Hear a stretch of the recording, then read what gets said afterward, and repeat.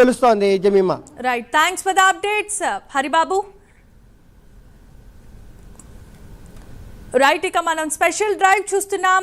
రీతు చౌదరికి సంబంధించి land scam, కొన్ని కోట్లు విలువ చేసే ల్యాండ్ స్కామ్ జరిగింది. దీంట్లో అనేకమైన విషయాలు రీతు ల్యాండ్ స్కామ్ తరహాలో ఇంకా అనేక ల్యాండ్ స్కామ్లు కూడా ఉన్నట్లుగా తెలుస్తోంది. దీంట్లో మరి ముఖ్యంగా వైసీపీ ముఖ్య నేతలు ఐఏఎస్లు ఐపీఎస్లు ఇన్వాల్వ్ అయి ఉండటం గమనార్హం. వైసీపీ ముఖ్య నేతల పేర్లను కూడా బయట పెడుతున్నారు శ్రీకాంత్. దీనికి సంబంధించిన మరిన్ని వివరాలను అందించడానికి మా ఏపీ ఇన్పుట్ ఎడిటర్ టీవీ రావు సిద్ధంగా ఉన్నారు. టీవీ రావు, చెప్పండి.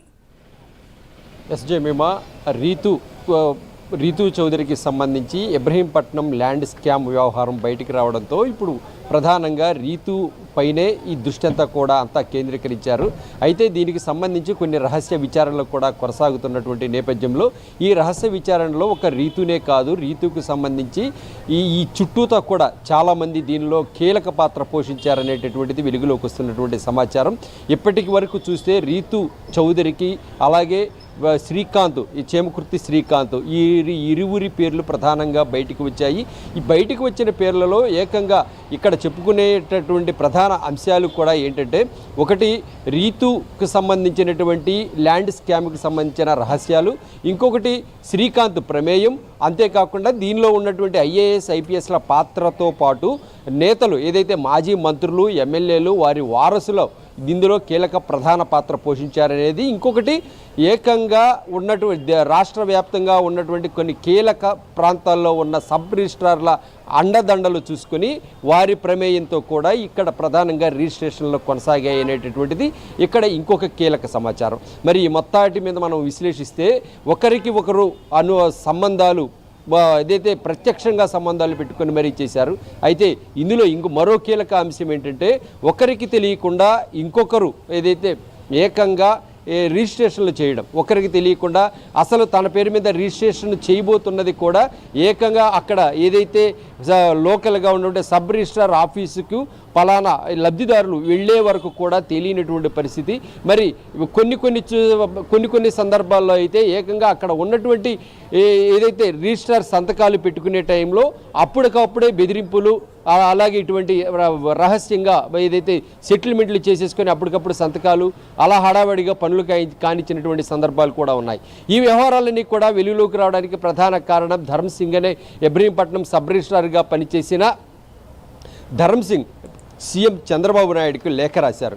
మరి ఆయన కూడా ఏసీబీ ట్రాప్లో గతంలో చిక్కుకున్నటువంటి వ్యక్తి. ఆయన ఆ తర్వాత రిమాండ్ ఖైదీగా ఉన్నారు. ఆ తర్వాత ఆయన గోవాకి పారిపోవడం జరిగింది, ఏదైతే తప్పించుకొని వెళ్ళారనేటటువంటి వార్తలు కూడా బయటకు వచ్చాయి. అయితే అతను తప్పించుకోలేదు.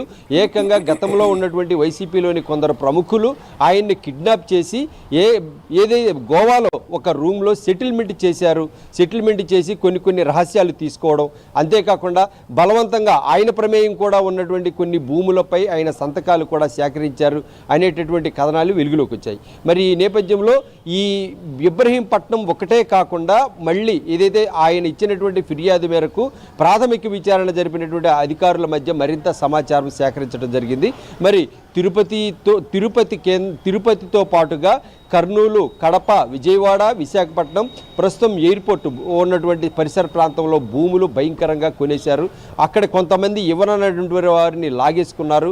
మరి ల్యాండ్ ఎక్విజిషన్లో భూములు పోతాయనేటటువంటి విధంగా మరికొంతమంది మరి ఆక్రమణ ఏదైతే ప్రభుత్వానికి అవసరమై కొన్ని భూములు తీసుకుంటారనేటటువంటి విధంగా అక్కడ ప్రజలను కూడా రైతులను భయభ్రాంతులకు గురి చేసి సేకరించినటువంటి భూముల వ్యవహారం కూడా ఈ రీతు చౌదరి ల్యాండ్ స్కామ్ వ్యవహారంలో బయటకు వచ్చింది.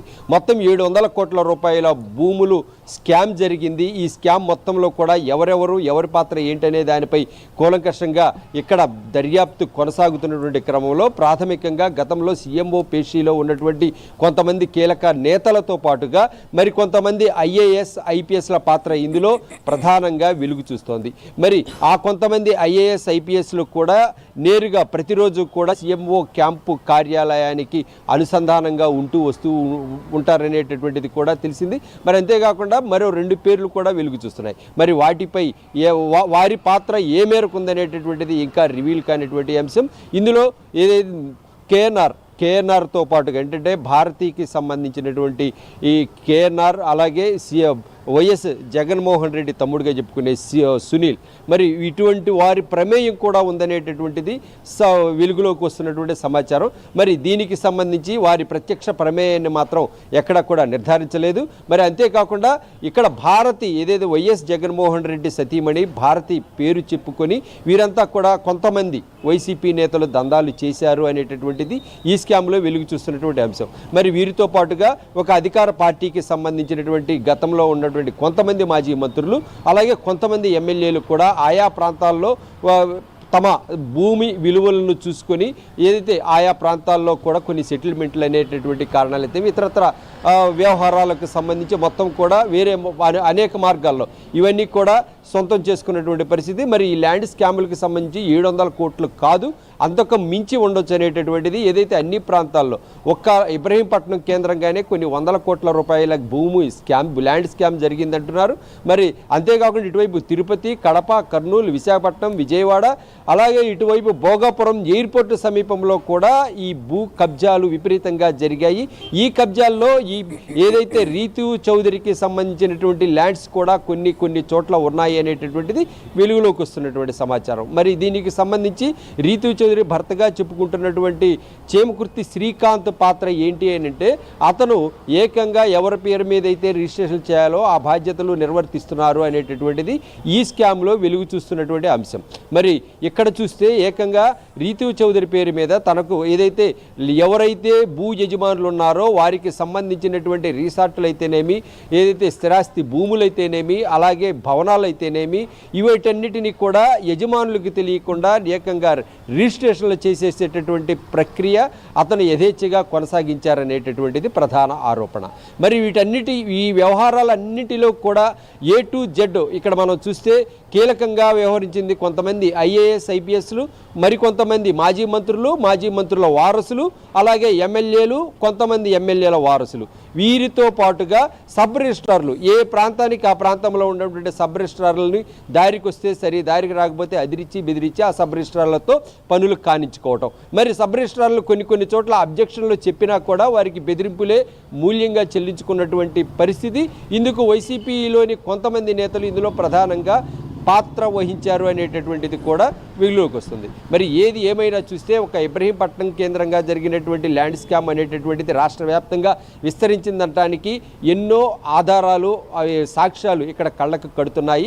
ప్రస్తుతం ప్రాథమిక విచారణలో ఉన్నటువంటి అంశంలో రీతుకు సంబంధించి, రీతు చౌదరికి సంబంధించి ఈ ఒక్కటే కాకుండా పలు రహస్యాలు ఇంకా వెలుగులోకి వచ్చేటటువంటి అవకాశం ఉంటుందనేటటువంటిది విచారణలో ప్రస్తుతం ప్రాథమికంగా వెలుగులోకి వస్తుంది. మరి అంతేకాకుండా ఏదైతే శ్రీకాంత్కు కూడా ఎవరెవరితో సంబంధాలు ఉన్నాయి, శ్రీకాంత్ ఐఏఎస్లో ఐపీఎస్లో కొంతమందిని చేతిలో పట్టుకొని ఈ విధంగా కొంతమందిని బెదిరించి ఈ ల్యాండ్ స్కామ్లో పూర్తి స్థాయిలో ఇన్వాల్వ్ అయ్యారు అనేటటువంటి దానిపై కూడా ఇప్పుడు శ్రీకాంత్ పేరు వినవస్తోంది.